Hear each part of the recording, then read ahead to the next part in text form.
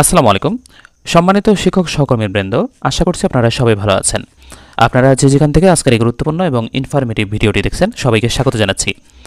আপনারা সবাই ইতোমধ্যে অবগত আছেন যে আমাদের বেসরকারি শিক্ষকদের ইএফটি এর মাধ্যমে বেতন দেওয়ার জন্য ইএফটি এর তথ্য হালনাগাদের কাজ চলমান রয়েছে। এজন্য মাধ্যমিক ও উচ্চ শিক্ষা অধিদপ্তর থেকে ৩৩ ধরনের তথ্য চেয়েছে। একজন শিক্ষককে যে ৩৩ ধরনের তথ্য দিতে হবে তা আজকের এই ভিডিওতে পুরোপুরি আপনাদের সাথে শেয়ার করব। তাই না টেনে পুরো ভিডিওটি মনোযোগ সহকারে দেখুন। মূল ভিডিও শুরু করার পূর্বে আপনাদের কাছে রিকোয়েস্ট, এই ধরনের তথ্যবহুল ভিডিওগুলো পেতে আমাদের চ্যানেলটি সাবস্ক্রাইব করুন এবং পাশে থাকা বেল আইকনটিকে অন করে দিন, যাতে পরবর্তী ভিডিও আপলোড করার সাথে সাথেই তার নোটিফিকেশন আপনি সবার আগে পেয়ে যান। সম্মানিত শিক্ষক সহকর্মীবৃন্দ, তাহলে শুরু করছি। তো প্রথমে যে তথ্য দিতে হবে সেটি হচ্ছে ইন্ডেক্স নম্বর। এখানে আপনারা 7 ডিজিটের ইন্ডেক্স নম্বর দিতে হবে। এরপরে পেমেন্ট বা বেতন স্ট্যাটাস, এখানে ওকে দিতে হবে। 3 নম্বরে শিক্ষক কর্মচারীর স্ট্যাটাস, ওকে দিতে হবে।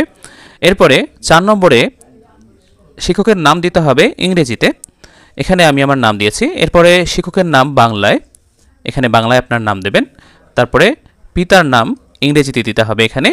এরপরে মাতার নাম ইংরেজিতে দিতে হবে। এরপরে 8 নম্বরে যে তথ্য দিতে হবে সেটি হচ্ছে জাতীয় পরিচয়পত্রের নম্বর। এই জাতীয় পরিচয়পত্রের নম্বর 10 অথবা 17 ডিজিটের হতে হবে। মানে যারা স্মার্ট কার্ড পেয়েছেন তাদের 10 ডিজিটের একটা এনআইডি নম্বর দিতে হবে, এবং যারা স্মার্ট কার্ড পাননি তাদের ক্ষেত্রে 17 ডিজিটের একটা এনআইডি নম্বর দিতে হবে। তো এখানে আমি আমার এনআইডি নম্বর দিয়েছি, এভাবে দিবেন আপনারা। এরপরে জন্ম তারিখ দিতে হবে, এখানে আমি আমার জন্ম তারিখটা দিয়েছি। এরপরে লিঙ্গ দিতে হবে, মানে পুরুষ না মহিলা সেটা উল্লেখ করতে হবে, এখানে আমি মেল দিয়েছি। অবশ্যই এই তথ্যগুলো ইংরেজিতে পূরণ করতে হবে। এরপরে ধর্ম দিতে হবে, এখানে আমি আমার ধর্ম দিয়েছি। আপনি যদি হিন্দু হয়ে থাকেন তাহলে হিন্দু লিখবেন, খ্রিস্টান হয়ে থাকলে খ্রিস্টান লিখবেন। এরপরে নিজ জেলা দিতে হবে, তো আমি আমার নিজ জেলা দিয়েছি কুড়িগ্রাম। এরপরে পদবি, আমার পদবি অ্যাসিস্ট্যান্ট টিচার। এরপরে পদবীর ধরন, এখানে রেগুলার দিয়েছি। এরপরে নিয়োগের বিষয়, আমি যেহেতু ম্যাথমেটিক্সে নিয়োগ পেয়েছি তাই এখানে আমার সাবজেক্টটা দিয়েছি, আপনি আপনার সাবজেক্টটা দেবেন। এরপরে বেতন কোড বা গ্রেড দিতে হবে, এখানে আমি আমার পে কোড দিয়েছি, পে কোড 10, মানে আমি যেহেতু 10 গ্রেডে বেতন পাচ্ছি এই জন্য দিয়েছি। আপনি যদি 9ম গ্রেডে বেতন পান তাহলে সেটি উল্লেখ করবেন, অথবা আপনার যে গ্রেডে আপনি বেতন পান সেটি উল্লেখ করবেন। তারপরে 17 নম্বরে যে তথ্যটি দিতে হবে সেটি হচ্ছে বর্তমান বেতনের ধাপ বা মূল বেতন। এখানে আমি যেহেতু এই 10ম গ্রেডে গিয়ে একটি মাত্র ইনক্রিমেন্ট পেয়েছি এই জন্য লিখেছি যে স্টেপ 1, এখানে আমার বেসিকটা উল্লেখ করেছি 16,800 টাকা। এরপরে 18 নম্বরে যে তথ্য দিতে হবে যে জাতীয় পরিচয়পত্র দিয়ে রেজিস্ট্রিকৃত মোবাইল নম্বর, এখানে আমি আমার মোবাইল নম্বরটি দিয়েছি, আপনি আপনার ফুল মোবাইল নম্বরটি দিবেন। এখানে দেখেন আমি কিন্তু মাঝখানে স্টার চিহ্ন দিয়েছি, যেহেতু ইউটিউবে সরাসরি নাম্বার শেয়ার করা যায় না এই জন্য আমি এভাবে নম্বরটি দিয়েছি, আপনি ফুল নম্বরটি এখানে বসাবেন।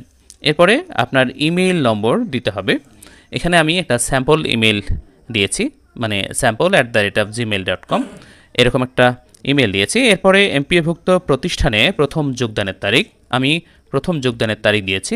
এরপরে এমপিও ভুক্তির তারিখ, আমি যে তারিখে এমপিও ভুক্ত হয়েছি সে তারিখটা উল্লেখ করেছি 1/11/2019।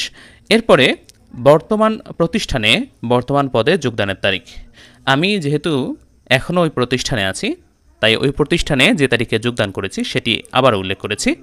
আপনি যদি পদোন্নতি পেয়ে, মানে সহকারী শিক্ষক ছিলেন, হয়তোবা সহকারী প্রধান শিক্ষক পদে অন্য একটি প্রতিষ্ঠানে নিয়োগ পেয়েছেন, সেক্ষেত্রে আপনার বর্তমান যে প্রতিষ্ঠান সেই বর্তমান প্রতিষ্ঠানে ওই পদে যোগদানের তারিখ উল্লেখ করতে হবে।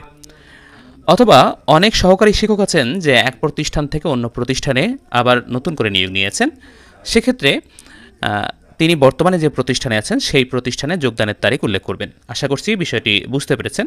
একইভাবে প্রধান শিক্ষক বা কলেজের ক্ষেত্রে যারা নিয়োগপ্রাপ্ত হয়েছেন একই পদ্ধতিতে বর্তমান প্রতিষ্ঠানে বর্তমান পদে যোগদানের তারিখ উল্লেখ করবেন। এরপরে 23 নম্বরে যে তথ্য দিতে হবে সেটি হচ্ছে বর্তমান প্রতিষ্ঠানে বর্তমান পদে এমপিও ভুক্তির তারিখ। আমি যেহেতু আগের প্রতিষ্ঠানে আছি, মানে যে প্রতিষ্ঠানে প্রথমে নিয়োগ পেয়েছি সেই প্রতিষ্ঠানে আছি, তাই আমি সেই প্রতিষ্ঠানে প্রথম যে তারিখে এমপিওভুক্ত হয়েছি সেই তারিখটা এখানে উল্লেখ করেছি। আপনি বর্তমানে যে প্রতিষ্ঠানে আছেন, যদি প্রতিষ্ঠান পরিবর্তন করে থাকেন তাহলে পরিবর্তনকৃত প্রতিষ্ঠানে যে পদে আছেন ওই পদে এমপিওভুক্তির তারিখটি উল্লেখ করবেন।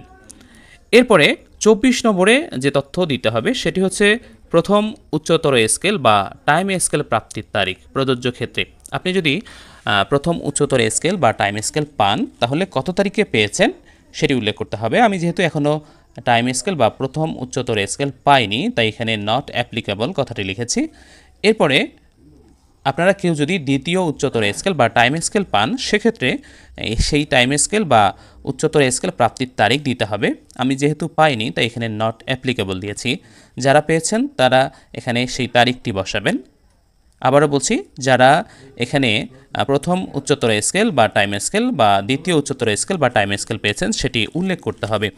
এরপরে সহকারী অধ্যাপক স্কেল প্রাপ্তির তারিখ কলেজের ক্ষেত্রে, মানে যে সকল শিক্ষক কলেজে কর্মরত আছেন তাদের ক্ষেত্রে এখানে সহকারী অধ্যাপক পদে যে তারিখে এমপিওভুক্ত হয়েছেন বা যে তারিখে বেতন পেয়েছেন সে তারিখটি উল্লেখ করতে হবে। এখানে আমি যেহেতু পাইনি তাই এখানে নট অ্যাপ্লিকেবল দিয়েছি, বা আমি যেহেতু কলেজের শিক্ষক নই এই জন্য নট অ্যাপ্লিকেবল দিয়েছি। এরপরে 27 নম্বরে বিএড স্কেল প্রাপ্তির ক্ষেত্রে, এটা স্কুলের ক্ষেত্রে, যেহেতু বিএড স্কেলটা কলেজের ক্ষেত্রে প্রযোজ্য নয় তাই স্কুলের ক্ষেত্রে আপনি যে তারিখে বিএড স্কেল এর বিল ধরিয়েছেন সে তারিখটি উল্লেখ করবেন, মানে আপনি যে তারিখে বিএড স্কেল বিল পেয়েছেন আমি এখানে উল্লেখ করেছি। এরপরে 28 নম্বরে দিতে হবে ব্যাংকের নাম, মানে আপনি যে ব্যাংক থেকে আপনার বেতন উত্তোলন করেন সেই ব্যাংকের নাম দিতে হবে। আমি যেহেতু সোনালী ব্যাংক থেকে করি এই জন্য সোনালী ব্যাংকের নাম দিয়েছি।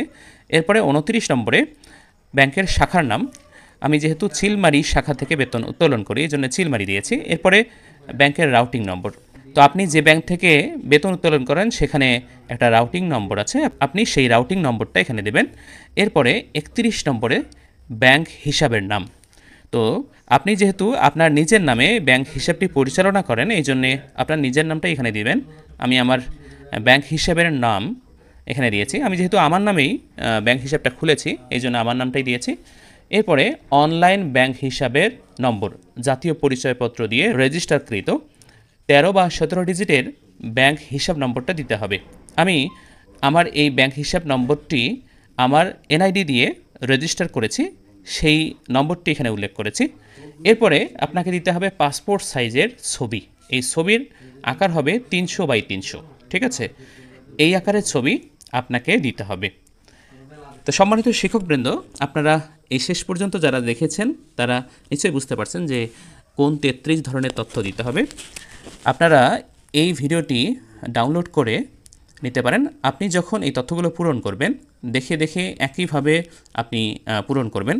আবারও বলি, এই তথ্যগুলো কিন্তু অবশ্যই আপনাকে ইংরেজিতে পূরণ করতে হবে।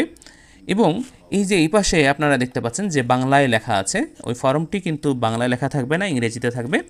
এই যে স্ক্রিনে দেখতে পাচ্ছেন আপনি যেরকম, ঠিক এরকমটা আপনি পাবেন। তবে আমি এগুলো বাংলায় আপনাদের জন্য লিখে বিষয়গুলো শেয়ার করেছি যাতে আপনারা খুব সহজে বিষয়টি বুঝতে পারেন। আশা করছি সম্মানিত শিক্ষকবৃন্দ আপনারা এই বিষয়ে খুব ভালো একটা ধারণা পেয়েছেন। সম্মানিত শিক্ষকবৃন্দ, আজকের এই ইনফরমেটিভ ভিডিওটি পর্যন্তই। আশা করছি ভিডিওটি আপনাদের ভালো লেগেছে। যদি ভালো লাগে তাহলে অবশ্যই ভিডিওটিতে লাইক দিয়ে চ্যানেলটি সাবস্ক্রাইব করতে ভুলবেন না। আর এই ভিডিওটি আপনার বন্ধুর সাথে শেয়ার করুন যাতে তিনিও আপনার মতো এই বিষয় সম্পর্কে অবগত হন। সম্মানিত শিক্ষকবৃন্দ, আজকে বিদায় নিচ্ছি।